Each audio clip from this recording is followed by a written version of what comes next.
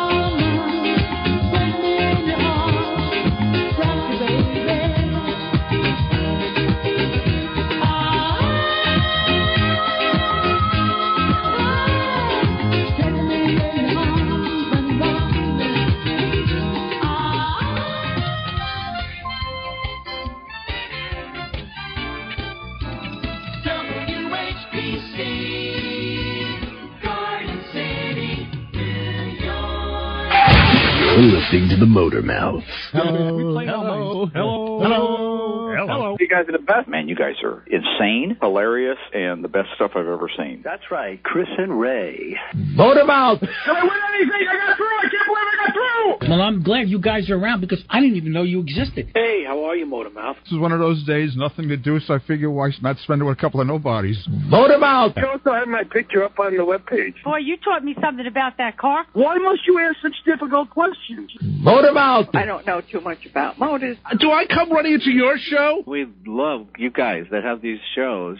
Our trained staff of 2 will help. Is this that jerky car show that I listen to? Oh, you distributed capital. Why on the port condenser? Quite frankly, there are better things to do with your time. Trying to dial the phone with transmission fluid all over me. So I finally got a chance to listen to you guys streaming. I'm in a good mood. I'm happy. Yeah, I want to know what is wrong with my car. I haven't even called my own mechanic back, but why don't I ask you? But you guys are pretty special guys. Motor Mouth. Must be a motorcycle thing, because I'm not familiar with that. Yes.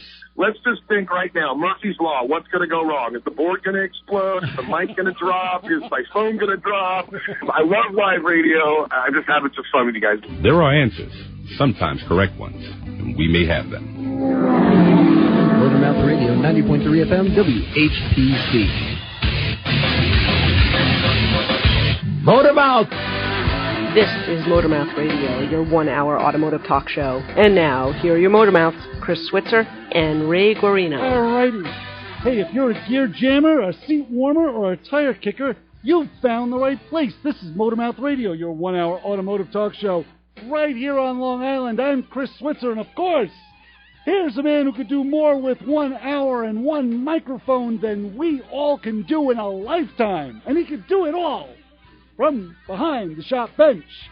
He's here for you right now. It's Ray Guarino. How are you, my brother? Hi, Chris. How you doing? I thought all those things you mentioned just a second ago were all properties of being a Triumph owner. Yeah, pretty much are. Will be gear jammer, grinder. Right? Definitely a seat warmer, because that's about the only heat you're going to get out of that car. Yeah. Body heat. Yeah. That's all. That's all you can find. That, and I used to do something like, at the time, my girlfriend, who is now my wife, we would be sitting in the car, and she said, "Can you turn on the heat?" And I would turn to her and go, "No." I go, yeah. Just breathe on her. And you wondered why she didn't want to go for a ride in that car at other times. After I had those sour cream and onion potato chips, yes, I do wonder why. That too, yeah. So this is Motormouth Radio. It's a 1-hour automotive talk show we like to call our therapy, or at least my therapy. It's on from noon to 1 on Thursdays and Sundays. You know, it's so funny. I never announce when the show is on. No. People just stumble on it. And I noticed it last week when we were talking to some of the new callers that we had. And they said, "Yeah, I just stumbled on you." Right. Maybe because no one knows when we're on. Oh, we had 2 new callers, which was great. 2 in a day, which is fantastic. Yes. Well, you got to figure this way. If someone's listening, they know when we're on. Yeah. And true. if they call, they know when we're on. That is true. So to announce it to someone who doesn't know, if they're not listening, they'll never hear it. The funny thing is I have to announce on a regular basis that we're on Performance Motorsports Network. We're on iHeartRadio. We stream on motormouthradio.com. We have a web stream. You can actually watch this silliness on VonLive.tv. Which only Bronk watches. That's right. Yeah. It's only for the Bronk. It's the only TV he can get. Right. So, yeah. Yeah. Right. So God help him. So it's VonLive.tv/motormouthradio, or you can go to motormouthradio.com and just click on the button there, and you can find it. And we have a podcast. Well, that's stuff you have to mention. That is stuff you do need to mention repeatedly, because there's a certain responsibility that comes along with that. And you know, people still come up to me and go, "Y'all do a radio show?" Yeah. I didn't know that. Oh, yeah. That's because they don't get it in Brooklyn. No, they don't get a lot of things in Brooklyn. 516-572-7440. Yes, but I think your uncle's in the studio with us. He's playing with the hardware again. The microphone just moved on its own. Yeah, it did. It can be seen. 516-572-7440. The show is possessed. Well, we know that. Yeah. Hey, so you want to kick off this mess, or should I? Well, or do you want to take the phone call? We got a phone call? I saw that. Holy smoke and mirrors. I thought I was that was a stroke-o-meter. I was having a hot flash there for a second. Let's go to the phones. Let's go to the fun. Let's say hi, you're on with the Motormouths. Hey, guys, it's Mikey from LT. Hey, what's Mike. up, brother? How are you? Hey, listen, just a subject. I know you guys are on Hofstra Radio, and I listen to that guy on Sunday nights with the sock hop. Just a suggestion, if you pass him in the halls, tell that guy it's summertime. Why don't he make a top 20 list of great car songs? Hey, that's a good idea. You're talking about Steve Dazza, right? The sock hop. You don't play like Shut Down by the Beach Boys, 409, Giddy Up, you know? Yeah. Hey, Mike, you know what? I got to tell you something. We'll do that. We just saw him a couple times in the past few weeks. But I took that upon myself a while ago. We talked about that on the show, about car songs. And I said, you know what, I'm going to make a CD of my favorite car songs. But I'm not going to play all the ones that everybody always plays, like, you know, Little Deuce Coupe and maybe not even Shut Down, things like that. I went a little deeper. And I ended up with 3 CDs. Wow. And some of the stuff is pretty eclectic. And I'll tell you what I'll do, Mike. I will send you a copy of those CDs if you want them. Yeah. You just got to go to Motormouth Radio, go to the website, motormouthradio.com, or just email me at motormouthradio@ncc.edu. And you got to send me the address where I can send them to, and I will send you those 3 CDs I made, and then you tell me what you think about my choice of car songs. Hey, there's the deal, Mike. Yeah. You have to include Giddy Up 409. You know, I don't think I put it on there, but I think you'll like some of the stuff I did put on. I put some Stuff coming. Some of the things are actually up into the 90s. There were a couple of songs that came out from bands that were never really played, but they were on the albums, and I put them in there. And a lot of eclectic stuff. You don't even see, even on the scrub channels on cable, you don't even see any of those great old car movies. Hot Rods to Hell, Two-Lane Blacktop. Yeah, Thunder Road. Thunder Road, I just saw. California Kid. I just saw Thunder Road on, I think, on Cozy TV about a week or two ago. Wow. I caught the end of it, yeah. You remember the California Kid? Oh, hell yeah. Martin Nolte. No, Nick Nolte. Nick Nolte was a California Kid? No, I thought it was California Kid was James Caan. Was it? I'm thinking it was Martin Sheen. Oh, Sheen, yeah. Yeah, it was Martin Sheen. Didn't he have the... Wasn't he Hot Rods to Hell? Wasn't he the guy who drove the 56 station wagon with the family? No, that was Dana Andrews. Yeah, Martin I do have Sheen, a copy of that movie. Martin Sheen had a 33 or 34 Ford Flamed Ford Yes, coupe. You're right about that. The black car. You're right. That was the California Kid. Yeah, it was California Kid. Yeah, there's a lot of they did a lot of knockoffs on that car. Oh, totally. Yeah. That's for sure. I'm trying to think of the police chief. The movie after him. The movie I'm thinking was Nick Nolte and the guy from Miami Vice. Macon County. Macon County. Return to Macon County. Return to Macon and again, County. I just saw that on TV a couple of weeks Don ago. Johnson. Yes, Don Johnson. Right. And Jethro Dita Bodine was the sheriff, and he produced the movie. That's correct. Yeah. Holy smokes! Yeah. You know this stuff. A Bonded out '57 Chevy with nitrous oxide. I know, and it was it was one of those things where they had the dash switch. You know, it was like, watch this, we'll throw the switch. It's like watching those commercials, every new car commercial where the guy drops the car down into low as if that gives you more speed from 50 miles an hour. Right, I know. Passing gear. They take everybody for idiots. Yes, exactly. Well, most car buyers, yeah. So, Mike, send me an email with a good address. I'll send you those CDs, and you tell me what you think. First chance I get. All righty. Thanks, Mike. You we'll got talk it, Mike. soon. Good suggestion. Bye-bye. 516-572-7440. Yeah, we'll talk to Steve Daz. Yeah. Sock up. Oh, we got to have something to knock him about. We usually bat him around anyway. We tell him, will you answer your phone call, Steve? Because we're getting our listeners are listening to your show and giving us the suggestions. This is something cool, like what Mike said. I've seen a trend lately in new old van builds. What? Yeah, at Belmore. It's cruise night at Belmore. Last few weeks, I've seen a guy or two with older vans, vans from the 70s. Like passion wagons? Vans like that. Not with the graphics, though. Not like a lot of lettering and graphics, but, maybe a panel job, pinstriping, of course, the windows and the lights. And then inside was done the way it was done. Now, one of these I saw, it looked like it had been just put in a garage somewhere, and it was brought back out. It looked like an original. But I was just passing a body shop on Sunrise Highway in Belmore the other day, and I saw a van out front. It was brown with some gold trim, and he had an AC unit on the roof that was taped off. The van was, it had mags on, Krager mags on it, and this van was obviously in there to be finished. Probably have the paintwork finished. Right. So again, guys are taking the van trend is coming back. Oh God! And you know what? What? Everything old is new again. And I'm not against that. I was part of the van movement. I never owned one. I was going to say, what van did you have? I didn't own one, but I had friends who did, and I hung out with them and I helped them work on them. And certainly went cruising in the vans. I did a lot of van cruising.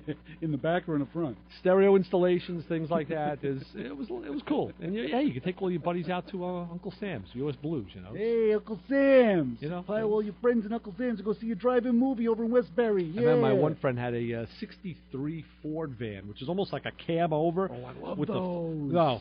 Have you ever driven in one? Yes. Oh, they're scary as hell. Where the engine is between the two seats? Well, that's how vans typically always are. Well, the van, in the progression of van time, the engine moved a little bit more forward. A little bit forward. Well, you got not a lot of it, a little hump bit. right under the dashboard. Yes. You had that open area between the seats, and that's how it kept moving forward. Ford, I think, put the engine almost conventionally because they extended the hood on their vans back in, 73, 74? This van I'm talking about is a flat nose. The engine was literally between the seats under the floor. All three of the major companies had it, Chevy, Ford, and Dodge. Chevy had the Corvan. I have a Corvair van. A grill emblem from one of them. But we used to cruise in that thing. Ford had a Falcon van. I swear that when he would stop that thing, you would think you were going to tip over and see the road. It was just there was no nose. It was very scary to drive. I actually moved one once. I moved it around in a parking lot. I loved it because you're sitting literally right on top of the front wheel. Yeah, I didn't. That one I wasn't too happy about driving. And you want to talk about a bus driver steering wheel? Absolutely. Stance. Yeah. That steering wheel was like holding a platter. You're right. That was awesome. That was weird. Yeah. Good stuff. 516-572-7440. Yeah. Maybe we'll set a trend. We'll put some pictures up. 'Cause I have a picture of that van. It was baby blue, had Craig mags on it, of course. Everything had Craigers on it, or Western wheels or wagon wheels. They're real popular in the day. Oh wow! And it looked cool. It was made to look cool, but it was just a 6-cylinder, 3-speed on a column, 3 in a tree. It couldn't get out of its own way. And of course, the engine being in the cabin heated up the whole cabin. I don't remember that van being that hot. It had some trivial looking insulation around the inside of the box, but mostly it would heat up. And well, let's put it this way: you weren't in camp that had one of those as a school bus, and if you really wanted to see outside or drive without sitting in the back, you sat on the engine. On that engine tray, yeah. And boy, it was hot. The good thing was you could tune the thing up in the rain without getting wet because you just did it from inside. Right, got in, closed the door, popped off the lid, you were done. Go to the phone. 516-572-7440 is the phone number. We're going back to the phones, and we're going back to the fun. We're saying hi, you're on with the Motor Mouths. Chris and Ray, happy Thursday. What's up, Bob? Happy Thursday yourself. How are you? What a smoking summer's day. Yes, it is. It's a nice one. It really is. I'm heading down to the Eastern Shore for a couple of days. Very good. What are your plans? Wait a minute, you live on the Eastern Shore. We live on the East Coast, Eastern Shore of Maryland. Ah, all right. Very nice. I'm going to go down, visit some family, and get some fresh seafood. Hey, excellent. You know what, Bob? I'll pose this question to you since you're going on vacation, and Chris, you as well. Okay. The question of the day is, research indicates that 75% of vacationers do this. What is it? Get aggravated. Well, that's top of the list. No, although there's probably many good answers, but this was the one that research showed. So. Wow. Bob, you got any? And these questions, typically, they always seem so easy, but they're not as easy as you think. 75% of these vacationers do this. Leave something home, wife, spouse? No, that's what they'd want to do. That's actually very close. Okay, that's not bad. That's not bad at all. That's very good. Yeah, that's close. Pretty analytical, yeah. But, so what are you driving down to the to Maryland? I'm taking the Suburban. Nice. And I went through it yesterday. Had a friend put it up on a lift. I'm good. Good. Okay. I'd like to replace it, but it's not going to happen right now.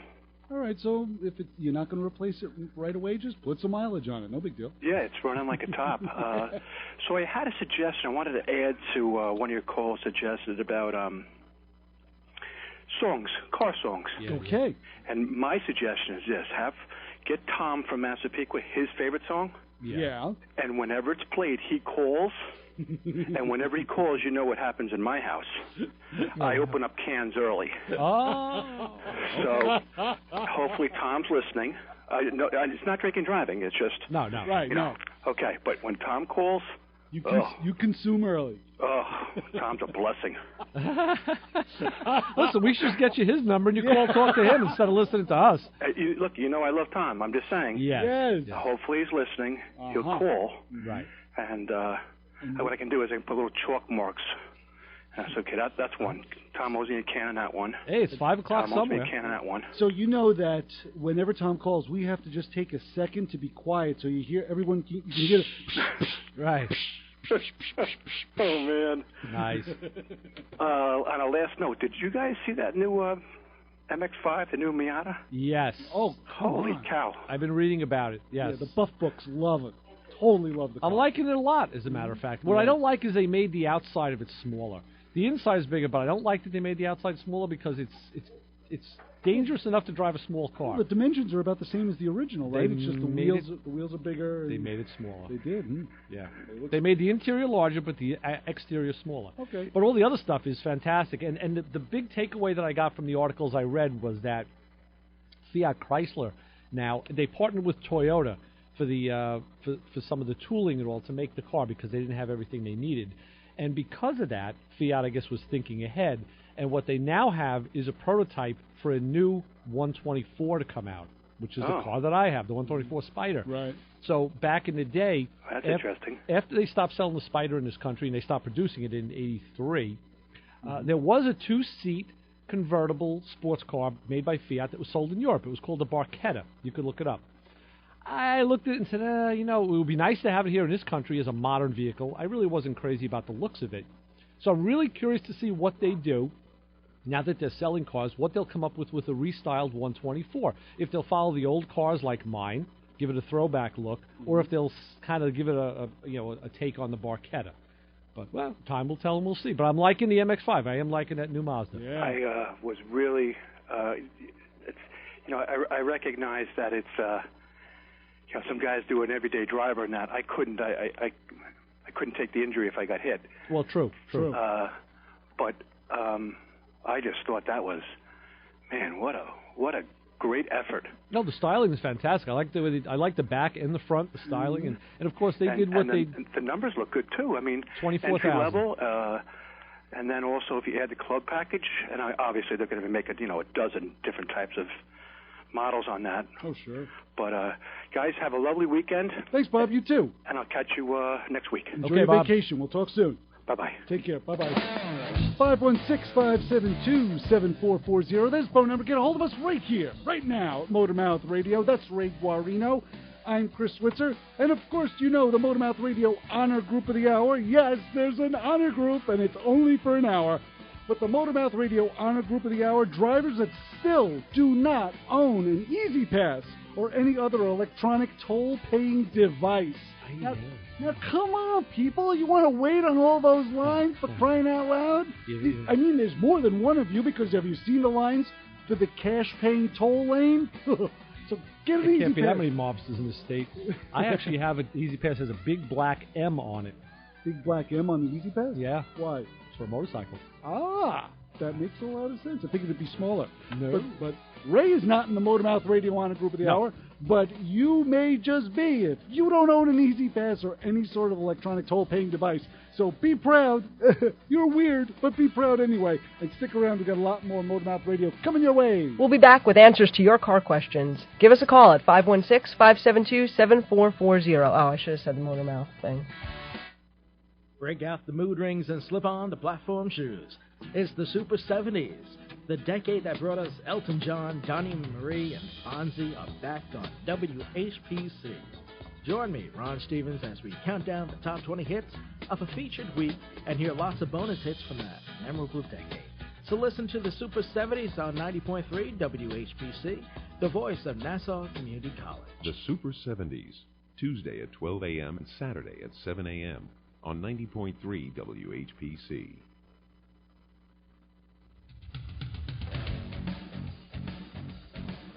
This is Antonio Huggy Bear Fargas, and you're listening to Motormouth on WHPC 90.3. All righty. 516-572-7440 is your phone number to get a hold of us here.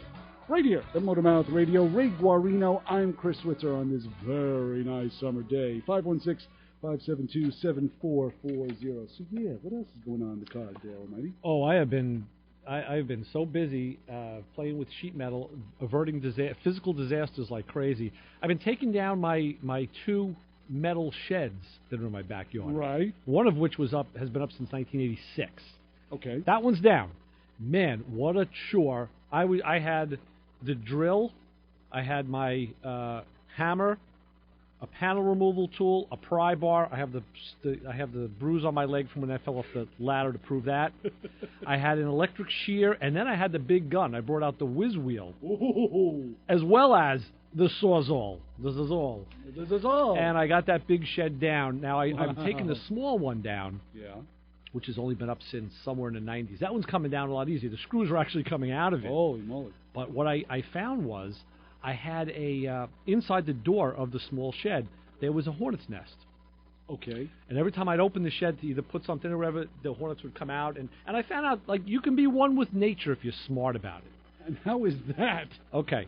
Don't be a little girl or a woman when you're, and I mean that in the my wife, she was railing at something Bronx said about of disparaging women remarks. So I don't mean it that way. Wow. All right? Yeah. And she listens to this program, doesn't she? Well, yes, she does. So she'll hear this. What I mean is most women, when confronted with 3 or 4 hornets, go, "Ah!" like you would. I was going to say I do that. I don't do that. You don't screw with them. They don't screw with you. So I would open the door. They would wake up and go, hey. And they'd come out to protect the hive. I'm like, okay, guys, listen, cool. I'm not screwing with you at all. And you don't get stung at all? No, I have not been stung. And I'll tell you. Oh, boy. Yesterday, he said it, not me. I had to take the doors off the shed I'm taking the thing down. Right. So I took the first door off. The hornets were kind of sleeping.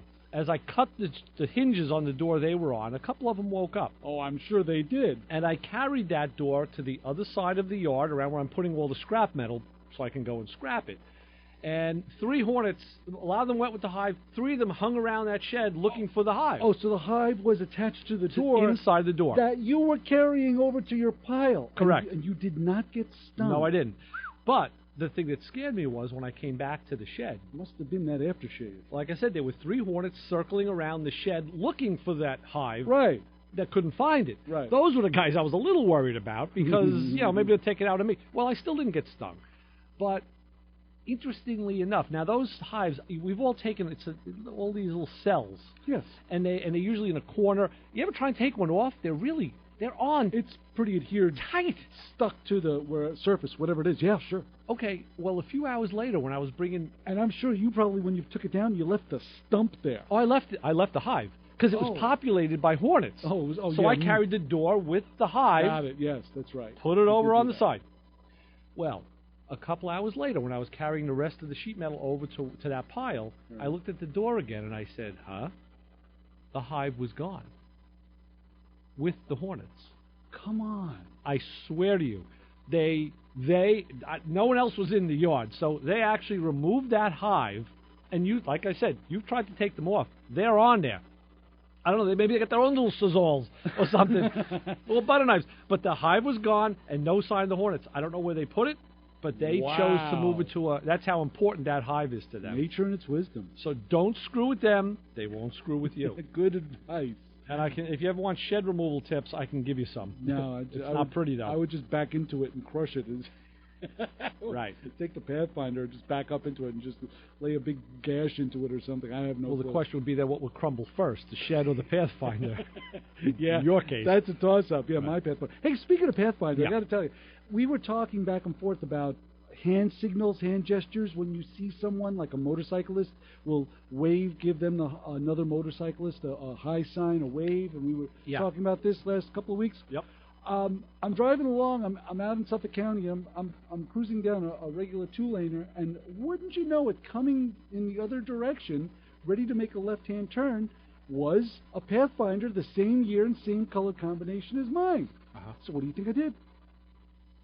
Swerved into oncoming traffic and hit him head on because he was another jerk to buy one of those things. No, you waved at him. I waved at him. Oh, you. I did. We're doing like, hey, how are you? How you doing? Yeah, I was all happy. He looked pretty happy. That's good. I'm glad you're happy. Everybody's happy to see that. I was happy. Oh, that's good. There was a time that I could wave at somebody on the road. I will tell you this. My Mazda is in a very distinctive blue color. Yes. And they don't make that body style anymore, so now it kind of sticks out. Well, there's a couple around town that I've seen that are the same car, and guys are always looking at me. They want to engage me. I'm like, listen, drive your car, get the hell out of here, leave me alone, don't wave to me, you moron. You own a fairly new car. I mean, there's going to be cars like that around. There's not many. Oh, there are. Especially in that color. No, I've seen them in that color. You will. No, I'm not saying there's none. Let's put it this way. You're the oldest one I've seen driving that color car. I'm not saying there's none. There's a few, but there's definitely... You're the more mature of the bunch. That has nothing to do with it. The others have got these like sonic pink wheels on it, or the big flare, or the music coming out of the radio. The ones I've been seeing are younger guys, but they're stock. They have the stock wheels on them and all like mine. And these guys want to engage me in some kind of a repertoire on the road, and I just totally blow them off. That's because you're an old crotchety son of a gun. Listen, it's not the time and the place in a Mazda. You want to get me on the bike, get me in a convertible, maybe I'll flip you a finger or a wave, I'll toss you a cookie. But come on, you drive or get out of here. Yeah, you're a real peach. I am. I'll throw you the pit too. Finger flipping. I didn't say what finger. Throwing. I may give him the one finger. I may give him a little, boop, boop, little one finger wave, a little thumbs up, maybe. I don't get to see my color combination and my year Pathfinder very often. So it's kind of good when you see one. Okay. Oh, here's something that's worse. Visit Jimmy in Freeport. You'll find a bunch of them. He doesn't have to crush them. They crush themselves. Here's something I find interesting. Yeah. How would you like to spend like $125,000 on a vehicle, and then you're on the road and you see the exact same vehicle sitting next to you? Oh, sure. Wouldn't that make you crazy? You know what? No, because I don't pay attention. Who cares? I'm popping along and I see a Range Rover, of course, cut in front of me 3 times. Yeah, lady, you know who you are.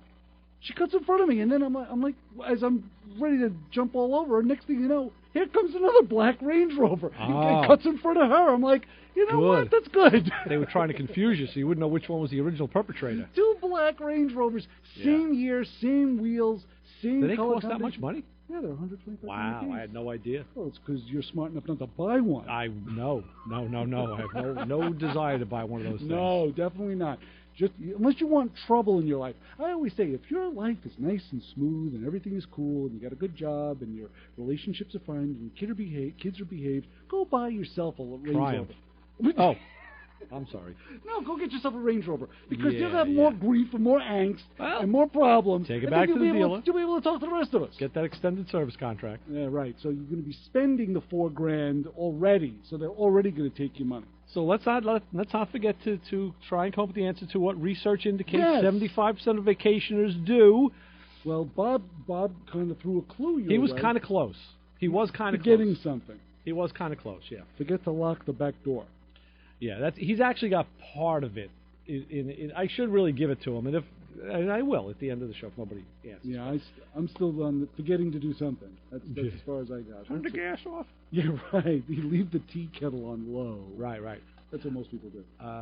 Yeah. So 516-572-7440. Hey, did you hear about the moron in the news?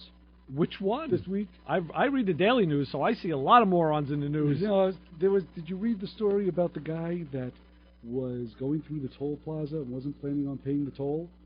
Is that the guy they found like a couple pounds of pot in his vehicle? No, he's the guy that they found a couple of miles ahead, putting his license plate back on his car. Oh, no. Yeah. Some guy is. So it was a name. So he took the plate off to get through the toll? Yeah. So he pulls just shy of the toll plaza, pulls off the road, takes the plate off the car, and then proceeds to go through the toll. Right. And then pulls up and puts the plate back on the car. And the funny thing was, you know how he got caught? People called 911 that drove past him, watching him put his plate back on his car. So the police officer pulls up and asks him, "What are you doing?" And he says, "I had just cleaned the car." Yeah. And he cleaned behind the license plate. I clean behind my license plate. Well, you're crazy. You're crazy enough to clean behind your license plate? I was just going to say, who the heck does that? There's a codicil. Oh, okay. If it's a plate that folds down. Okay, fair enough. Fair enough. You got Not the ones that are fixed. No, this was on a Prius. Oh, so the plate doesn't fold down. How many plates have fold down on new cars nowadays?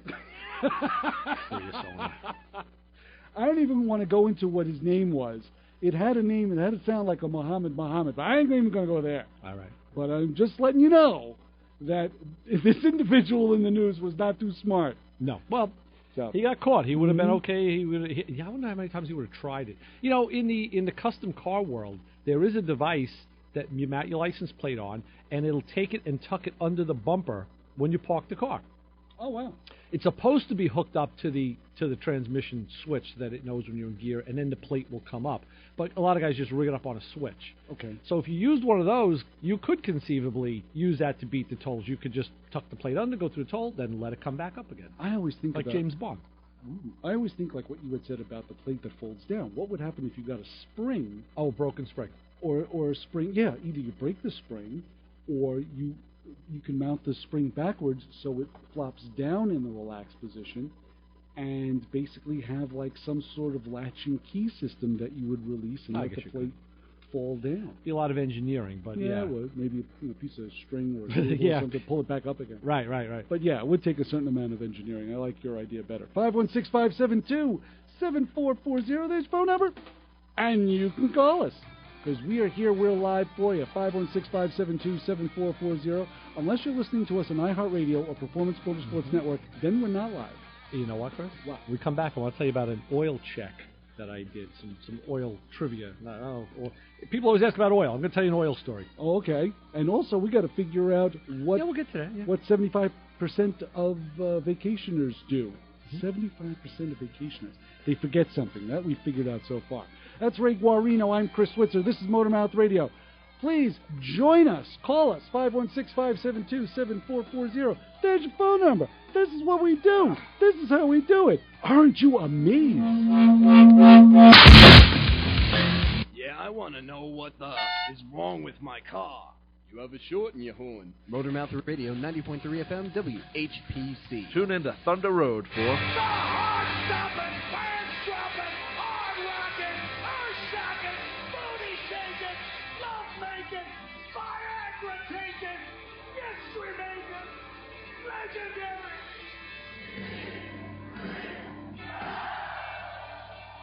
Join me, Kim Tracy, for the music of Bruce Springsteen and the E Street Band on Thunder Road, Thursdays at 11 p.m. and Sundays at 1 p.m. on 90.3 WHPC, and streaming at ncc.edu/WHPC. This is Antonio Huggy Bear Fargas, and you're listening to Motormouth on WHPC 90.3. All righty, welcome back to Motormouth Radio. Taking the calls, 516-572-7440. Let's go to the phones. And we're going to go to what Ray calls the fun. We're going to say hi, you're on with the Motormouths. Yeah, hi, Bill from Long Island here. How you doing? Hey, Bill, how are you, my brother? What's going on? Greetings from the pit.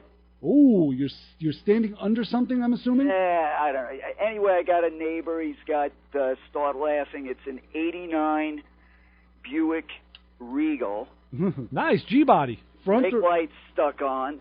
Okay. So he put in a stoplight switch. And I believe the thing is still on. So I believe either the switch is either defective or I'm not sure if this thing actually has an adjustment on it. He got some no-name third world, white box, whatever. Mm-hmm. I've got the Rock Auto catalog open, and under Standard Motor Products, they show an SLS 167. Now, I don't know if Smokin' Joe knows if there's any kind of adjustment. Well, Joe's listening, so we'll see if he's, unless he's talking to doing some actual work right now, we'll find out. Typically, Bill, those switches, it's a threaded nose on them, and a lot of times you can just push them through the bracket, and there's like a tin little nut that you put on to actually lock it into place. Yes. That's typically how they are set up. Yeah, if you go on that Rock Auto site, this is radically different. I didn't do the job. It somehow snaps in place, and there's some kind of a rod, but I don't believe there's anything threaded or adjustable about it. Okay. Joe wants to know if that's a front-wheel drive car. Yes. Okay, I think I'm texting him, but he and again, just heard you say you it. can probably Google under Standard Motor Products SLS 167T. Yeah, the good thing is that Joe works there, so he doesn't have to Google it. He could just look on the wall and find exactly. it. For what this thing costs, I told him, why don't you get a part with a name on it? How expensive is that part? Yeah, if there's a problem, you've got somebody to go back to. Right. Oh, absolutely, and that's what Joe does. He sends me a lot of stuff from the tech line where people from all over the country and the world will write in with concerns about a certain problem, either not working on an application or usually using it on a wrong application, and then he'll have to try and decipher what it is they have, what they need, and try and get them on the right path. It's a lot of work to go through. Yeah, I told him, grab the Haynes manual in the library. Yeah. Sure. I know you can get the basic all data. Levittown and East Meadow both have it. Right. For free. You know what you could do too, Bill? You could always take the wires off the switch and just manually short them together and see if the because it's a normally this is actually, closed. I believe, a 4-wire connector. Okay, so you need to see the pinouts to see and what's going one where. side comes out of the fuse.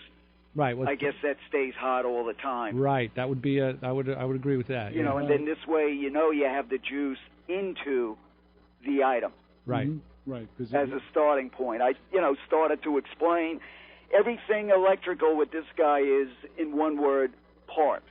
Right. No meter, no diagnosis. Everything is always parts. Sounds familiar, huh? Yeah, not even a test light involved, huh? And then when it doesn't work, remove and replace.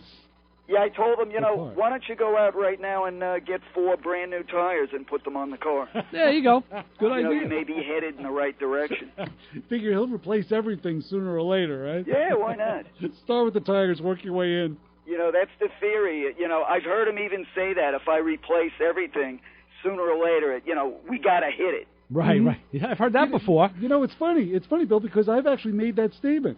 That's why I've heard it before. Yeah, I said, you know what? If you took a car like this 89 Regal and you just replaced all the sensors in it, how much could it possibly cost you? Mm-hmm. Maybe $300-400. Meanwhile, the one harness that had the opening the wire was causing the problem, and the sensors didn't do a damn good difference. But Joe just told me he is working on this as we speak. So yeah, that's one of the worst cause to do service work.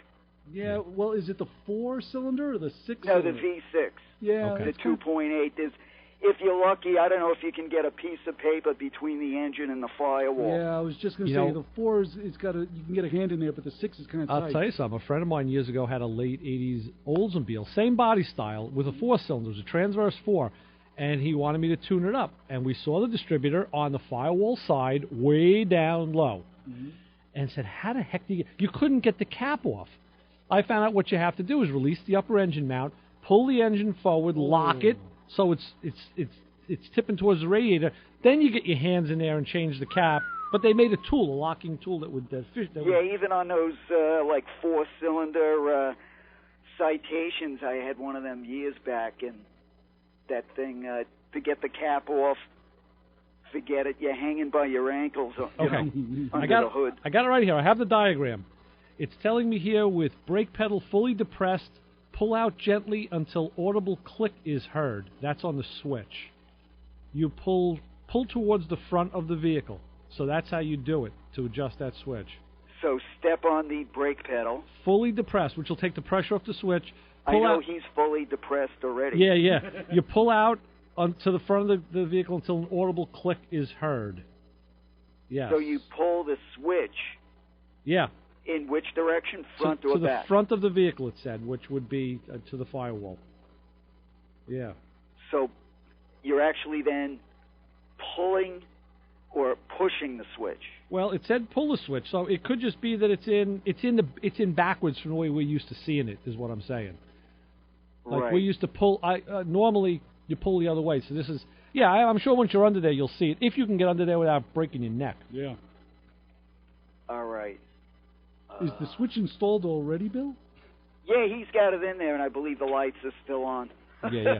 So the switch is well, if it's a normally open switch, then it's closed. If it's a normally closed switch, then it's right, open. So maybe it wasn't bottomed or seated correctly. I would think that's the thing. He probably didn't do it with the brake pedal maybe depressed, and didn't give it enough clearance. So now it's actually the switch thinks the brake pedal is pressing on. Right. So that pedal has got to be fully mashed. Correct.